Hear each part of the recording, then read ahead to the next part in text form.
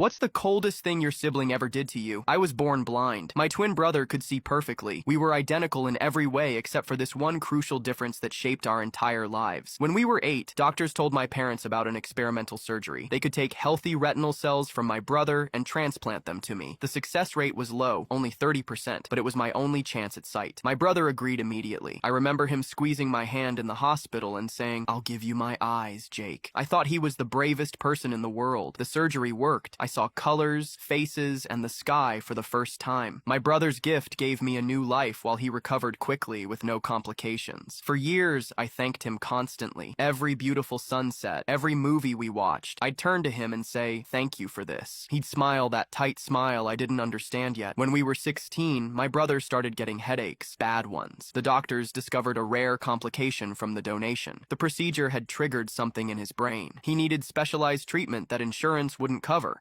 $300,000. My parents had spent everything on my surgeries. They were broke, so they sold our house and moved us into a tiny apartment. They took second jobs, all for my brother. One night, I overheard my brother crying. Mom was sitting on his bed saying, "It's not fair that we spent everything on Jake and now can't help you." He replied, "I never wanted to give him my cells. You forced me." My blood went cold. I thought he'd volunteered. "You were too young to understand," Mom said. "We had to make you." I stood frozen outside his door when she continued, "But Jake has that trust fund from Grandma now. It's almost enough." My grandma had left me money specifically for college. She died right after my surgery, so happy I could finally see her face. The next day, my parents sat me down and explained about my brother's condition. They never mentioned forcing him to donate. Instead, Dad said, "Your brother gave you sight. Now you need to help save him." I agreed immediately and signed over the entire trust fund. 2 days later, as my brother packed for his treatment in Switzerland, I found a hidden folder on our shared laptop. Inside were dating app conversations between my brother and someone named Mark. "My parents don't know I'm gay," my brother wrote. "The medical treatment story is my escape plan. I've saved enough for a year abroad but needed more. So I convinced my parents my headaches are from that procedure years ago." There were links to acting websites, instructions on faking symptoms, and a receipt for $2,000 to some doctor I'd never heard of. The conversation continued. "My twin is loaded now thanks to Grandma. Parents already convinced him to hand it over. I feel kinda bad, but he owes me his eyesight, right? Fair trade. His college fund for my freedom." Mark replied, "Cold, bro, but I get it. Sometimes family is just people you're stuck with." My brother wrote back, "The coldest part? I've resented him ever since the surgery. Everyone called me a hero, but nobody asked if I wanted to be one. Now I'm just taking what I deserve." I printed everything and placed it on his bed. Then I left a note that said, "I would have helped you if you just told me the truth. The coldest thing isn't that you're taking my future. It's that you made me thank you for years for something you never wanted to give me." When I got home that night, his room was empty. He'd left without saying goodbye. The money was gone too.